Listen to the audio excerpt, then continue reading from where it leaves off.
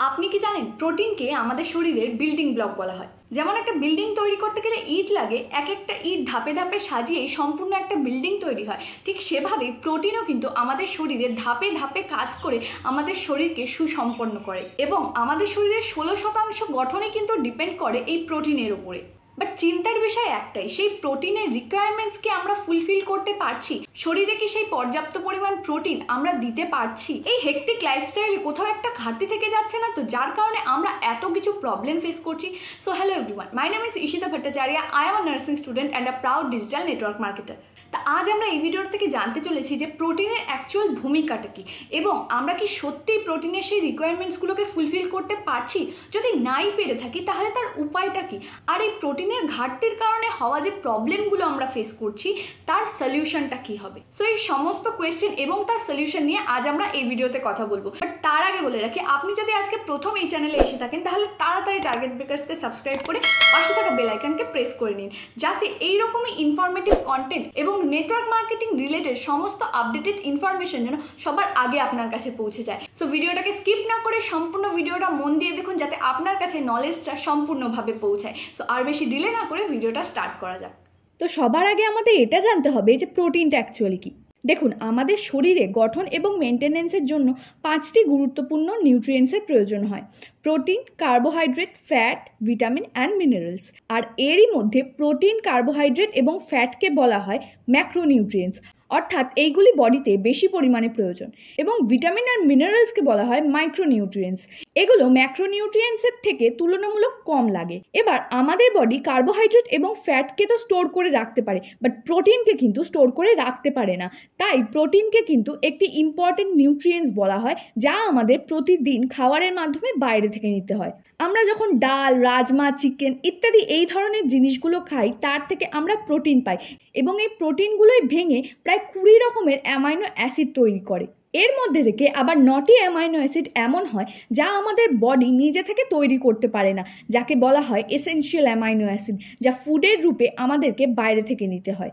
আর এই অ্যামাইনো অ্যাসিডগুলোই বডিতে building block হিসেবে কাজ করে এবং শরীরের বিভিন্ন অংশে ছড়িয়ে নানান রকম কাজ করে থাকে। তাই আমাদের শরীরে চুল, নখ, চোখ, রক্ত, বোন, মাসেল, মানে যাই আমরা নাম করব, সেই বডি পার্টেই কিন্তু আমরা প্রোটিনকে পাবো। এবার এই প্রোটিন আবার 2 ধরনের হয়। এক হলো কমপ্লিট প্রোটিন, আরেক হলো incomplete protein. Complete protein mainly সেইগুলোকেই বলে যার মধ্যে সেই 9টি অ্যামাইনো অ্যাসিড পাওয়া যায় যা বডি নিজে থেকে তৈরি করতে পারে না, আর সেটা পাওয়া যায় অ্যানিমাল সোর্স থেকে, অর্থাৎ meat, fish, egg, cheese, milk, ঘি, টোফু, এই সমস্ত জিনিস থেকে। বাট এর একটা ড্রব্যাক হলো, যে কোনো অ্যানিম্যাল সোর্সের ফুড থেকে আমরা প্রোটিন তো পাই, বাট সেগুলোর ডেইলি ইউজ আমাদের শরীরে ব্যাড কোলেস্টেরলকে কিন্তু বাড়িয়ে দেয়, যার ফলে বিভিন্ন রকম প্রবলেম তৈরি হয়। এবার দেখে নিই ইনকমপ্লিট প্রোটিন কোনগুলো। যেগুলো প্লান্ট সোর্স, অর্থাৎ রাইস, হুইট মানে গম, কর্ন, নাট, সিডস, এসব কিন্তু প্লান্ট সোর্স, আর এগুলোকেই ইনকমপ্লিট প্রোটিন বলা হয়। এবার কি হয়, যখন আমরা শুধু ভাত খাই বা শুধু ডাল খাই, তখন কিন্তু আমরা প্রপার পরিমাণ প্রোটিনটা পাই না। ওই জন্য আমাদের ইন্ডিয়ান ফুডের ক্ষেত্রে কি হয়, ভাতের সাথে ডাল খাওয়া হয়, ইভেন চাল আর ডাল মিশিয়ে আমরা খিচুড়ি করে খাই। কেন? যাতে তার মধ্যে থেকে প্রপার প্রোটিনটা আমাদের শরীর অ্যাবজর্ব করতে পারে। এবার প্রোটিনের কিছু ইম্পর্টেন্স আমরা দেখে নিই। যেমনটা আগেই বলেছি, প্রোটিন আমাদের শরীরে বিভিন্ন জায়গায় কিন্তু পাওয়া যায়, তাহলে এর কাজও নিশ্চয়ই অনেক বেশিই হবে। আসুন সেটা দেখে নিই। সবার আগে যেমনটা আমরা দেখতে পাচ্ছি, ডিফেন্স। যখনই বাইরে থেকে কোনো মাইক্রোবস শরীরে অ্যাটাক করে, তখন আমাদের বডিতে থাকা অ্যান্টিবডিগুলো কিন্তু লড়াই করতে শুরু করে দেয়, যাকে আমরা ইমিউন সিস্টেম বলে থাকি। এবার এই অ্যান্টিবডিগুলো তো প্রোটিন থেকে তৈরি হচ্ছে, তো প্রোটিনেরই যদি ঘাটতি থাকে তাহলে এই অ্যান্টিবডিগুলোও কিন্তু ঠিকঠাকভাবে তৈরি হবে না, আর ইমিউন সিস্টেমটাও কিন্তু উইক হয়ে পড়বে, যার ফলে আমরা খুব সহজেই রোগে আক্রান্ত হয়ে পড়ব। নেক্সট, প্রোটিন বডিতে কমিউনিকেশনেও কিন্তু হেল্প করে। যেমন ইনসুলিন হলো এমন একটা চাবি যা সেলের গেটকে খোলে, যার কারণে গ্লুকোজ আমাদের ব্লাডে না জমে সেলে পৌঁছে যায় এবং আমাদের এনার্জি দেয়। এবার প্রোটিনের যদি ঘাটতি থাকে তাহলে ইনসুলিনও ঠিক করে তৈরি হবে না, আর সেলের লকটা না খুললে সুগার সব ব্লাডেই জমতে থাকবে। আর আমরা সকলেই জানি শরীরের ব্লাড সুগার বেড়ে গেলে কত রকমের কমপ্লিকেশনস তৈরি হয়।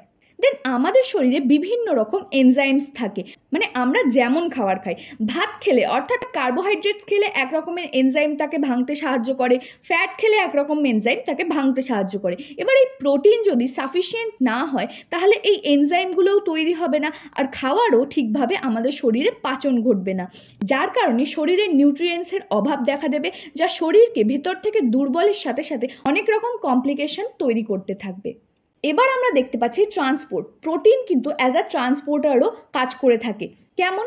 রক্তে যে আমাদের হিমোগ্লোবিন থাকে তা অক্সিজেনকে পুরো শরীরে সার্কুলেট করে। এবার এই হিমোগ্লোবিনও এক ধরনের প্রোটিন, আর সেই প্রোটিনই যদি কম থাকে তাহলে বডিতে কিন্তু অক্সিজেনের সেই সার্কুলেশনটাও ঠিকঠাকভাবে হবে না, এবং হিমোগ্লোবিন কম থাকার কারণে আমরা কিন্তু অ্যানিমিয়া বা রক্তাল্পতার মতো সমস্যায় ভুগতে থাকবো। দেন আসে স্টোরেজ। প্রোটিন আমাদের শরীরে অনেক কিছু কিন্তু স্টোর করতে কাজ করে। প্রোটিন আমাদের চোখের জন্য খুবই জরুরি।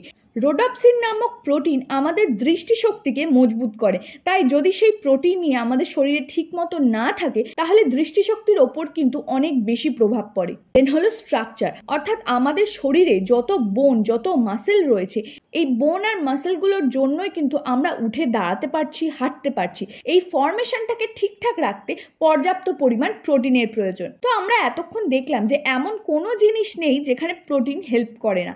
এবার যদি বডিতে প্রোটিন পর্যাপ্ত পরিমাণে না থাকে তাহলে আমরা কি কি প্রবলেম ফেস করতে পারি, কি কি সিমটমস হতে পারে, আসুন সেটা দেখে নিই। প্রথমেই আসে ফুড ক্রেভিং। দেখুন, যেহেতু ডাইজেস্ট ঠিক করে হচ্ছে না, পাচন ঠিক করে হচ্ছে না, সেহেতু অকারণে কিন্তু খিদেটা বেড়ে যায়।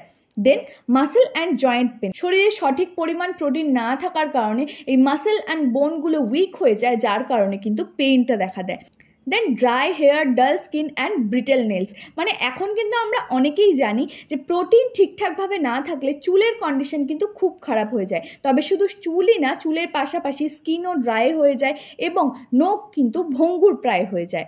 দেন ফ্লুইড রিটেনশন। শরীরে জল জমতে থাকে। অনেক সময় দেখবেন প্রোটিন ডেফিসিয়েন্সির কারণে বাচ্চাদের পেট ফুলে যায়, অর্থাৎ পেটে জল জমতে থাকে। দেন গেটিং সিক রেগুলারলি, অর্থাৎ শরীরে ইমিউনিটি পাওয়ার কম হয়ে যাওয়ার কারণে খুব ঘন ঘনই শরীর খারাপ হতে থাকে।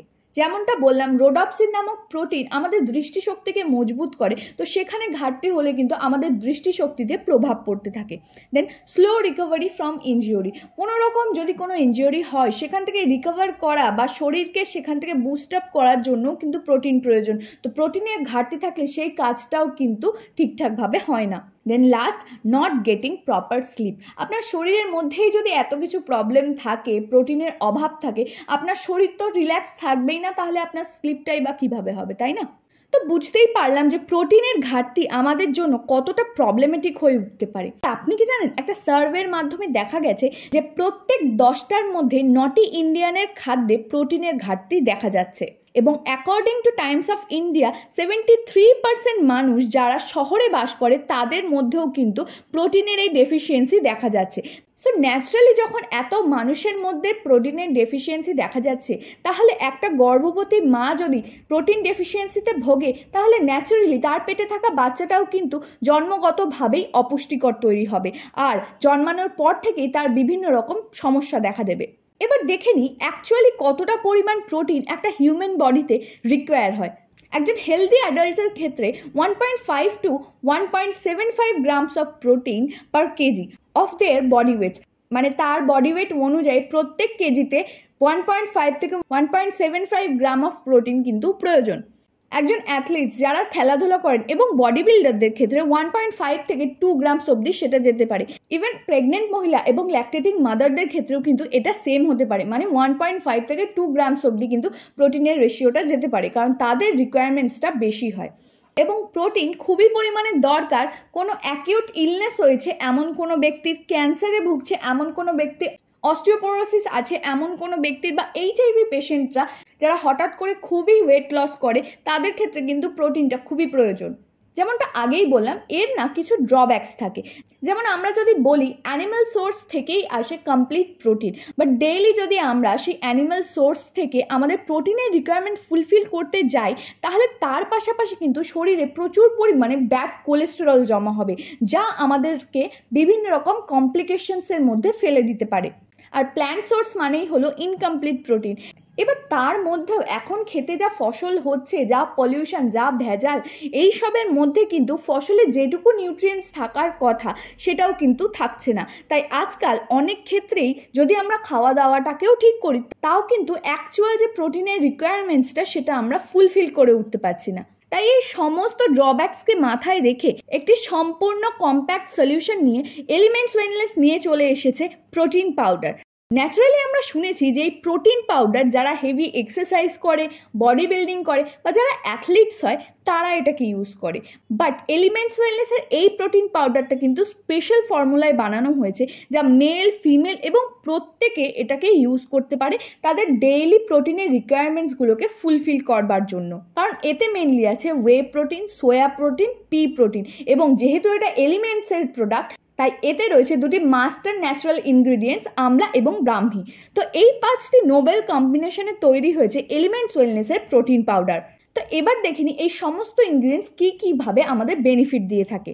প্রথমেই আসে ওয়ে প্রোটিন। এই ওয়ে প্রোটিনের মধ্যে থাকে 9টি অ্যামাইনো অ্যাসিড এবং এর বেনিফিটস হলো এতে আছে অ্যান্টি ক্যান্সার প্রপার্টিস, এটি কোলেস্টেরলকে কমাতে সাহায্য করে, অ্যাস্থমায় এটি খুব ভালোভাবে এফেক্ট ফেলে, ব্লাড প্রেশারকে কন্ট্রোল করে, ওয়েট লসেও কিন্তু এর দারুণ কাজ হয়। দেন আসে সোয়া প্রোটিন, যা সয়াবিনের বীজ থেকে এক্সট্র্যাক্ট করা হয়। এর বেনিফিটগুলো কী কী? Prevent heart disease, improve lipid profile, prevent menopausal problem, অর্থাৎ 50-এর ঊর্ধ্বে যে মহিলারা মেনোপজ হয়ে গেছে তাদের কিন্তু বিভিন্ন রকম প্রোটিনসের ঘাটতি দেখা যায়, সেখানেও কিন্তু এটি হেল্প করে থাকে। Control diabetes, prevent osteoporosis, good for eye health and beneficial for renal health. Then আসে পি প্রোটিন, অর্থাৎ মটরশুটির এক্সট্র্যাক্ট, যাতে আছে BCAA, branch chain amino acid, যা আমরা মার্কেটের অনেক বডি বিল্ডারকে ডাব্বায় ডাব্বায় কিনতে দেখি। Pea protein digest slowly and keep us full, অর্থাৎ অযথা খিদে পাওয়ার যে ব্যাপারটা সেটা আমাদের হয় না। ইট ইজ ল্যাকটোজ ফ্রি, অর্থাৎ যারা ল্যাকটোজ ইনটলারেন্স, যারা ডেইরি প্রোডাক্ট ইউজ করতে পারে না তারাও কিন্তু এটাকে নিতে পারে। অ্যান্ড গ্লুটেন ফ্রি, যাদের ময়দা এবং আটাতে বিভিন্ন রকম ইনফেকশনস থাকে তারা কিন্তু এটাকে ভালোভাবে নিতে পারে। দেন যে মাস্টার ন্যাচারাল ইনগ্রিডিয়েন্টস অর্থাৎ আমলা, সেটার বেনিফিট দেখে নিই। আমলাকে আমরা জানি এটি একটি ন্যাচারাল অ্যান্টিঅক্সিডেন্ট এজেন্ট। দেন এতে আছে ফুল অফ ভিটামিন সি, যা আমাদের ইমিউনিটি বুস্টার হিসেবে কাজ করে। Then work as blood purifier, supporting liver function. Then আসে brahmi, used as memory booster, ছোট বাচ্চাদের ক্ষেত্রে এটা কিন্তু দারুণ একটি উপকরণ। Affect the hippocampus part of brain which responsible for intelligence, memory and concentration, অর্থাৎ আমাদের ব্রেনে হিপোক্যাম্পাস বলে একটা জায়গা আছে, সেটাকে খুব ভালোভাবে এফেক্ট ফেলে এই ব্রাহ্মী, যেখান থেকে আমাদের মেমোরি, কনসেন্ট্রেশন এইগুলো রেগুলেট হয়। Then helps in smooth circulation of blood, বডির প্রত্যেকটা পার্টে ব্লাডের যে সার্কুলেশনটা সেটাকে ভালো করে। সো আমরা দেখে নিলাম যে কী কী ইউনিক ইনগ্রিডিয়েন্টস দিয়ে আমাদের এই প্রোটিন পাউডারটি তৈরি। দেন আমরা দেখে নিই এই প্রোটিন পাউডার আমরা কিভাবে ইউজ করতে পারি।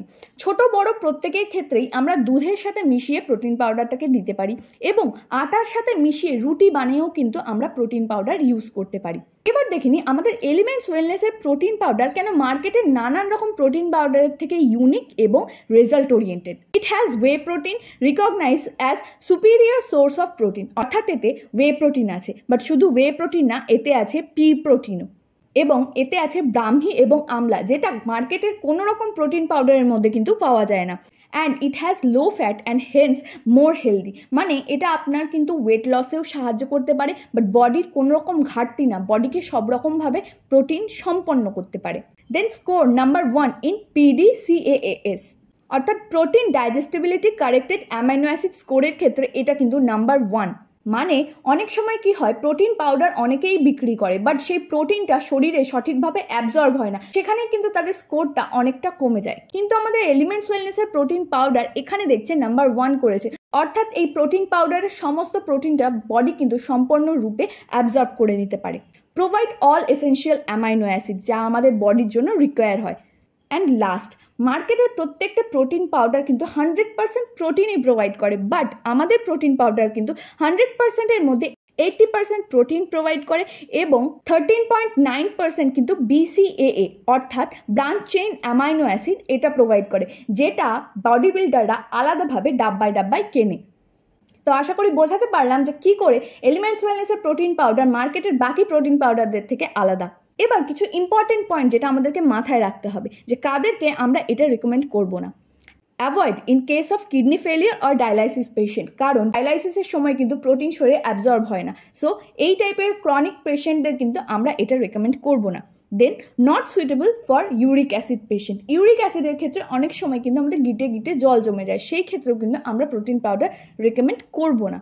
দেন প্রেগনেন্ট লেডি এবং ল্যাকটেটিক মোমেন্টদের আমরা এটা দিতে পারি, কোনো অসুবিধা নেই, কিন্তু সেফটি পারপাসে তাদের ডক্টরের সাথে কনসাল্ট করে নেওয়াটা ইম্পর্টেন্ট। তা আপনি যখন ভিডিওর এই পর্যায়ে চলেই এসেছেন তাহলে আমি বলতেই পারি যে আপনার কাছে আজকের প্রোডাক্টনিংয়ের সমস্ত কনসেপ্টটা ক্লিয়ার হয়ে গেছে। সো ভিডিওটি যদি হেল্পফুল হয়ে থাকে তাহলে অবশ্যই ভিডিওটিকে লাইক করে কমেন্ট করে নেবেন। এবার এই ইনফরমেশনটা আপনি জানেন, এবার এই ইনফরমেশনটা আপনার টিমের প্রত্যেকটা মেম্বারের সাথে শেয়ার করে নিন।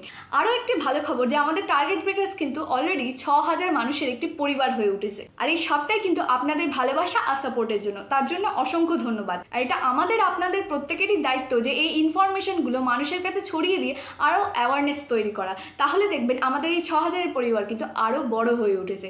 সো আজ এই পর্যন্তই, দেখা হচ্ছে নেক্সট কোনো পাওয়ারফুল ভিডিওতে।